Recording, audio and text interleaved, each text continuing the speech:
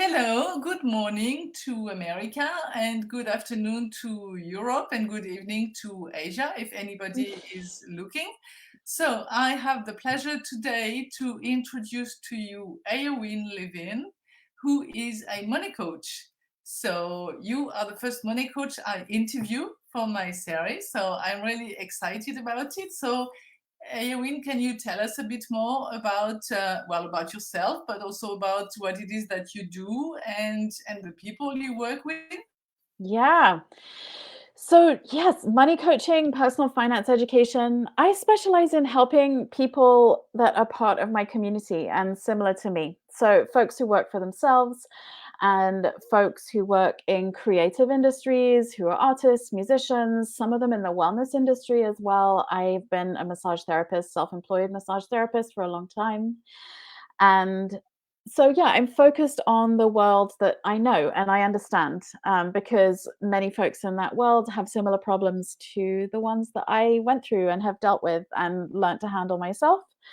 And I help folks get better with money, which is a challenge when you work for yourself and you have variable income in addition to the rest of society's challenges. Yeah, so I do a little bit of one-on-one work, and I'm just beginning the process of teaching some classes and developing some products. Okay, really good. And from what you say, you can feel that you are doing it out of experience and out of having been there before, and now you want to help people having the same issues that you managed to overcome, right? Heck yes. There is so much financial advice out there that comes from people who've always had a full-time job in the finance industry, or people who are former lawyers, or somebody who's just had a lot of money to play with and now they're giving you all of their sage advice about how to handle your money. And it's like, listen, there are some months where I make $1,000 and there's some months where I make $6,000. How do I handle all of that?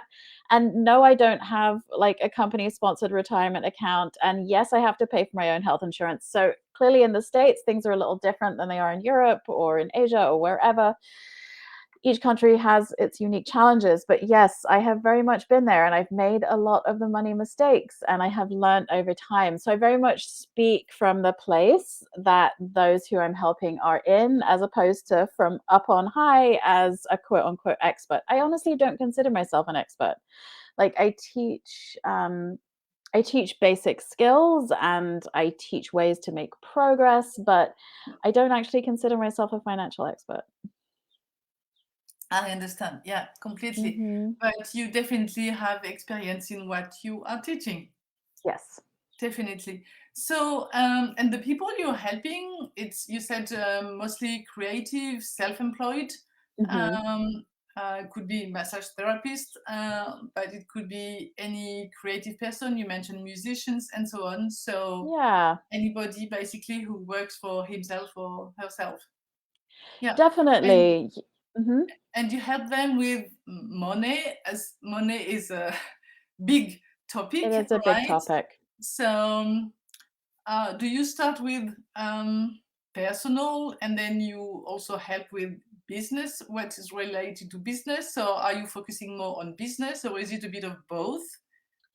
Yeah, I'm definitely focused more on the personal side of handling our money. There's a lot of information and good structured information out there for small solo self-employed business owners to handle their money. I mean, Profit First is a good example. Profit First is a fantastic system to handle your money in your business. And actually, what I teach is a lot like Profit First, but for your personal life, where you're really very intentional at planning your spending. Much more focused on the personal finance side. In my experience, when folks have their own business, they're at least okay. They might not enjoy it, but they're okay at tracking their expenses and, tracking their income because it's necessary to pay taxes. But in your personal life, things, again, I'm raising my hand, things can be like just a big muddy mess. And my interest is really in helping folks change how they handle their money in their personal life. Because, again, in my experience, that's often so there are two ways that you can improve your finances. One, you increase your income. Two, you change how you spend your money. You don't necessarily spend less, but you change what you spend it on. And again, there is so much out there helping business owners increase their income, learn marketing, learn sales, all of that stuff. But I'm really interested in what does it look like for folks who have traditionally kind of rejected the conventional finance world and feel like, spreadsheets are just for like nerds and they're super boring and they don't want to deal with any of it. What does it look like to help those folks engage with their money in the day to day on the personal side? Yeah. Okay. Well, Mm. at some point, you're gonna have to use Excel spreadsheets, I guess. No, I not personally, necessarily. no, not necessarily. No, there's Okay. folks who do it all on paper. And then there's, of course, software that you can use as well. I mean, it's essentially like a fancy spreadsheet, but yeah, Yeah. Okay. Well, I personally love spreadsheets, as you know, but as do I. Yeah. exactly. So, okay. But so when it comes to money and how we spend money and whether we save money or we spend it rather, um, there's a lot of there's a lot that has to do with mindset, right?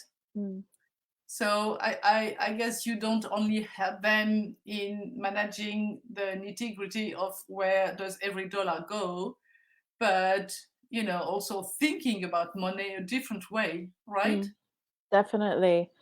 Yeah, I think again, when you work for yourself, there can be a lot of just feeling stuck in scarcity. So, some of the work that I do is just reframing that and helping people just have some different thoughts and explore their assumptions about their lives. Are they really in as much need as they think they are? Are things as bad as they feel? Like, what is sort of doing some grounding in reality? And then also, the other big area of mindset work that comes up is in order to change how you handle your money, likely you are changing some of your habits. You're letting go of some habits and you're adding in some new habits. And whenever you're trying to change your behavior, which is adding in a habit, stuff comes up. We are human beings. It's really hard to make change. Our brains are very invested in keeping us the way that we are right now because that's the most energy efficient thing. They want to take care of us, and it can be hard to make change. And so inevitably things come up. So where we kind of hit a barrier where we just don't sit down and do the thing. So one of the things that I offer is I do free money co-working twice a week. And the reason that I offer that is because for a lot of folks, it's really hard to just sit down and check their bank balances or track their expenses or plan their spending. So that experience of just showing up and doing the work is one of those habits where it can just really come up and things, months will slip by and the work doesn't happen. So the mindset work is about what's going on there? What are the thoughts that lead to me ignoring this area or avoiding this area? And how can I work with that? How can I be kind to myself? So often when we struggle with something, there's a lot of like language in our heads just telling us we're terrible. None of that is true. So that comes up as well, like learning to just reframe negative thoughts about ourselves. Yeah, there's a lot to say on the subject, but no doubt it comes up. Yeah, completely. Yeah. Okay, okay, great. So tell us a bit more about your story. So you mentioned that Mm. you also were a massage therapist. So how did it come about that you wanted to, help other people with their money? Obviously, there's a lot of experience and things that you overcame. So how did it all? How did it happen? Yeah. So, I mean, I think a few things came together. One is I've been doing massage full time for 9 years now, and I'm still doing it. And I feel the need to find what's next. My body is saying, hey, in 5 years' time, I don't want to be doing massage anymore. And so I have been experimenting with different things to see what the right fit is. So, in addition to massage, I've done a lot of bookkeeping and small business administration. I worked as a business manager. So I've got experience in that area and some facility and some ease. And I've spent a lot of time crunching numbers in spreadsheets or programs. So I'm familiar with that area. Again, pretty good on the business side of things, but for myself personally, the personal finance aspect and managing my own money was a whole different thing. And maybe starting my journey really started about 12 years ago, but I got really serious about changing how I plan my spending around 3 years ago, I think it was. So I went through this whole personal process where I just completely changed my financial landscape without changing my income.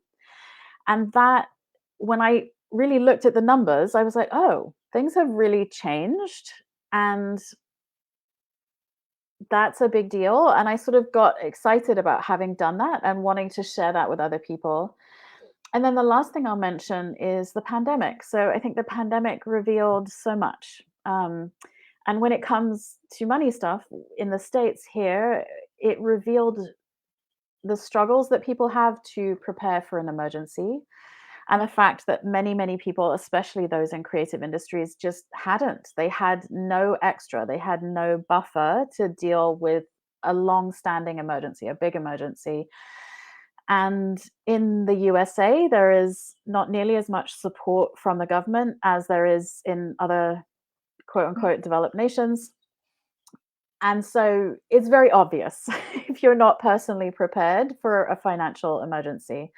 So there was a lot of awareness around that, and me sort of realizing, okay, so there's really a problem, especially in these industries and especially for my friends and my community. And I feel like I have something to help.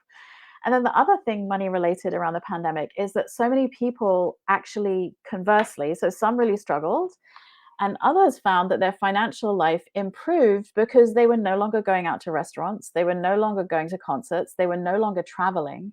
So suddenly they were paying off credit card debt, and suddenly they were actually saving some money in a way that they hadn't previously. And so the first issue that comes up is not being prepared for an emergency. And the second is they weren't really spending according to their values. They were struggling with debt and building savings. But the reason they were struggling is because it was all going to areas that really they could have pulled back on and worked more towards their long-term goals. So they worked on changing how they spend their money and how they allocate their money, they would have been in a post-pandemic situation without needing a pandemic. So those were kind of the two things that really came up that I observed and sort of pointed me in the direction of wanting to develop offerings in these areas. Yeah, Yeah. great. Yeah, so I must say, I mean, last year we were in touch for a few months and you helped me work on my money landscape, let's Yeah. say.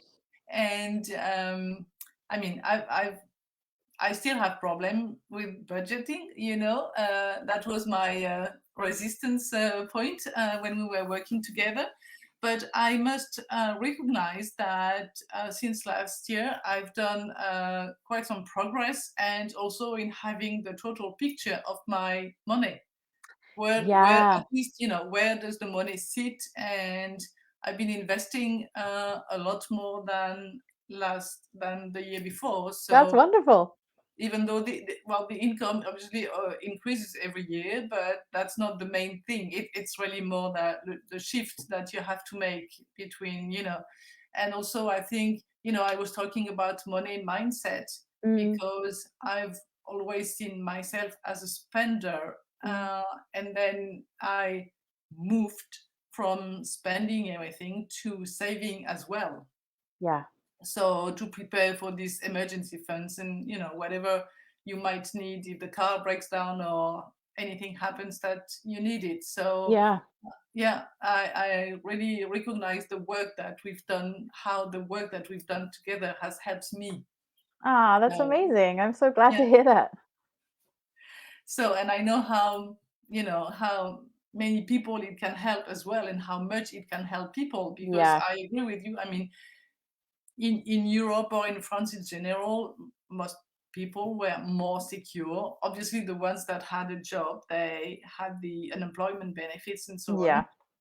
But a lot of and some people who were also self-employed but who suffered a loss, they also got some help. Of course, it's not the same, but definitely very important. And you stressed the importance of being prepared in the case of something like that, Yeah. um, yeah, the pandemic, because we had the first lockdown and then we thought, oh, it's fine, we're going back. But no, then there's lockdown number two and then there's lockdown number three. And Yes. So yes, better be prepared. Mm, It completely. also, as a business owner, having an emergency fund, and not just one, I recommend at least two emergency funds, one for your business and one for your personal life. So, but having that kind of stash of cash, it helps you take more risk. You feel more confident. You're like, okay, if Yeah, something goes wrong or if this doesn't work out the way that I wanted it to, I know I'm going to be okay, even if my car breaks down or whatever. I have a medical problem. So you're able to sort of experience more freedom in the world. It can seem like you're being timid and scared if you have an emergency account, but it's actually the converse. It allows you to behave more freely. And also, again, I think there's some distinction between Europe and the US here, but there's a lot of credit card use here in the States. And one of the things that having more of a cash foundation helps you is to just stop relying on credit cards so much, because that is problematic. I mean, there are yeah, ways to yeah. I use, yeah. completely agree. And luckily I stopped using credit Mm, cards years ago, so I'm only using debit cards now. So yeah. yeah, I completely agree. Mhm. So so you were mentioning changing habits. Um, I think changing habits, if we look at the work of James Clear, for instance, with Atomic Habits, Mm, changing habits is really changing identity. mm, So it's about going from seeing yourself as a spender, in my case, to seeing myself as a saver. yeah, And it's really that shift that we need to make. how yeah. how much time would you say that it takes from going from a place where you're scared and you're more in scarcity mode, my god, to a Somebody wants place, you. it was supposed to be silent, to a place where you feel confident and you feel you can deal with whatever happens? Yeah. How much time would you say it takes? I mean, that's a how long is a piece of string question. So it depends, right? So it depends. So this whole, it's a myth that we all have the same 24 hours in the day, right? That's bullshit. So we it depends on so many things. What are you trying to change? What are you trying to do? How big of a change are you trying to make? What's your Mm, commitment level? Are you really working on it every day? I think there are a lot of elements that play in to how long it's going to take. One thing is for sure is that it's a challenge. And so, anything that's difficult, the more work that you put in and the more regularly you put the work in, likely the more payoff you're going to see the sooner. But some things also just take time. It takes yeah, time to rewire our neurons. And, when it comes to the habit change experts, I've seen folks who say 21 days, I've seen folks who say 60 days, and I've yeah. seen folks who say a year. And I think really it comes down to you knowing yourself.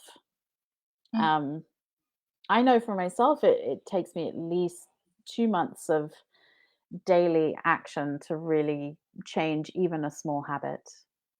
And Yeah, then if I no, I slide, yeah. if I don't do it for a while, then it's even harder when I try and pick it up again. No, So I've come to expect that. I fully agree. Yeah, completely. Yeah. Yeah, Yeah. I think it's more 66 or 1 year than 20. I don't think 21 days is enough to Mm. get a new habit. But okay, And I it think the depends. nature of what you're trying to change makes a Yeah, difference. So we have so much invested in our finances, right? I mean, our finances is our livelihood. It's the ability to take care of our family and to survive and all of these things. Like we have a lot of really big stuff wrapped up in how we do or do not handle our money. And so it makes the stakes kind of high, it sort of it can raise the tension level around developing money habits. yeah, yeah, completely. Mm. Okay, so coming back to your clients, Mhm. so and your offerings. So can you tell us a bit more about, I don't know, the transformation that they go through, or when they come to you, what's their main issue, and Mm. how are they on the other side of the transformation? Yeah. So the exact circumstances vary, but often the challenge that they come to me with is feeling a bit lost about where to start, where to begin to actually make the changes they want to, and wondering what is the solution? Like, what financial tool or direction do I have to work in order to achieve my long term goals? And feeling like they've tried some things and they haven't really worked for them. So I find a lot of folks come to me in those circumstances. And a lot of what we do together is really just kind of drill down, just kind of clear away some of the fog, really look at what's going on and look at their numbers and just get clear on that and get comfortable looking at their numbers. So when you and I worked together, you were already doing that. You already had that habit, which is fantastic. I mean, there's a lot of people who really struggle to even get there. And so we start there and we look at what are the basic tools that they need. What is the spreadsheet? What is the software, whatever it be, and figure out what's right for them. And then also identify what are the skills they need to develop? What do they need to do, whether it be budgeting or tracking? So, money skills divide into sort of three general areas. You have what happened in the past, what's going on now, what are we going to do in the future? So, we sort of look at those three different areas of handling their finances and figure out where are the points that need to be strengthened, essentially. And we also often will discuss ways to handle variable income. So, what are the different buffers that you can put into place for yourself to just navigate that up and down? And what I generally experience with the folks that I've worked with is they have more confidence. They're a little bit kinder to themselves as well. I'm a huge advocate for just being kind to yourself. I don't think anybody grows as a result of shaming themselves or blaming themselves. That's my take. And so they feel a bit kinder and they have sort of more understanding for the challenge. So I think a lot of people, they're like, oh, why don't I know this already? Why can't I do this? Like, it feels like something that they should just drink in their water or something, but it's not the Yeah, case. Yeah. but shouldn't we learn the basic money skills at school I mean, instead of if learning a only, whole wouldn't that bunch be of a stuff that's not useful anymore, right? yes. Yeah, Yeah, for sure. uh, Yeah. I think we definitely should learn that, and if not at school, then as parents, we should teach our kids how to handle money, Yeah, what to no do with it. doubt. Mm, Yeah. Yeah, so because yeah, I I mean find that's also something I didn't really learn as a kid. It's like mhm. money was taboo, and Yes. Yes. yeah, you have some or you don't have some, and it also has, as a kid, it has an impact on your self-worth as well. If parents don't want to spend money on yourself, then you're like, am I not worth spending money, and all that kind of bullshit. Yeah. Sorry, but around all the money beliefs and so on that we get as a Mhm. child, just because it's taboo. When I mean, in Yeah. my time, n- now it's not as much anymore, and we definitely talk about it with our kids. But Mm. I agree, there's so much shame around that as well, and so we need to change that. Yes. 100%. Yeah, absolutely. So your So work is really, really needed. Yeah, yeah. But yeah, that definitely it just comes up. It always does. So yeah, that's definitely part of it, like just learning to just notice those feelings and just let them go, let them be.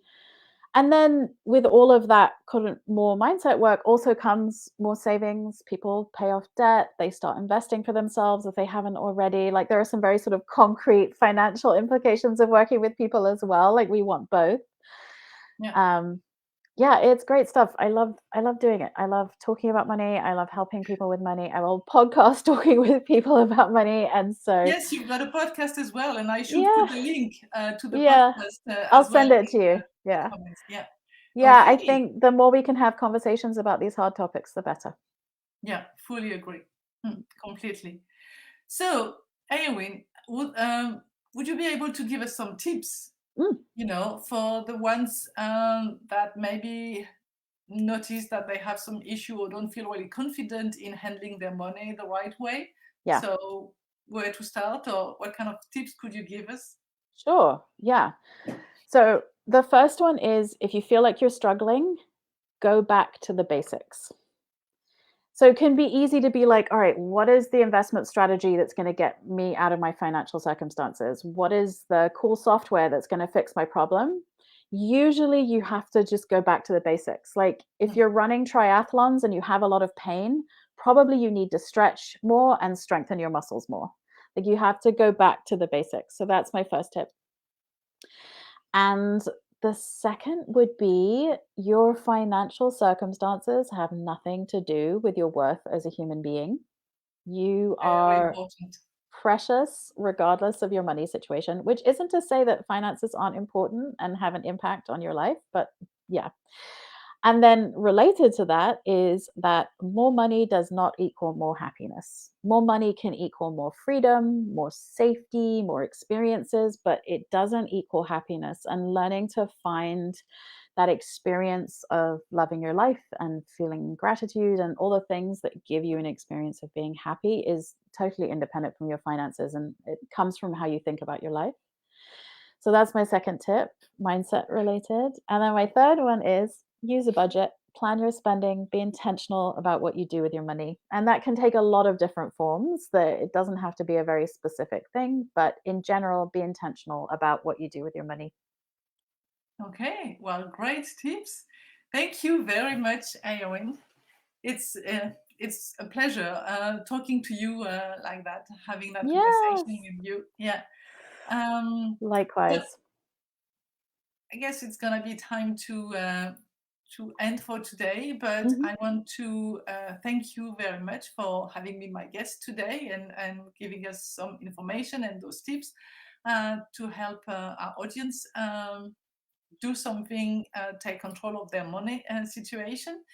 And I want to say that I'm gonna put in the comments of the video also the links to get in touch with you if people want to get coached by you, if they want to start by listening to your podcast. I'm gonna put those links in the comments of the video. And yeah, thank you again for being here today. It's a pleasure. Thank you so much, Madeline. So um, bye everybody. Have a nice rest of the day and see you later. Bye bye.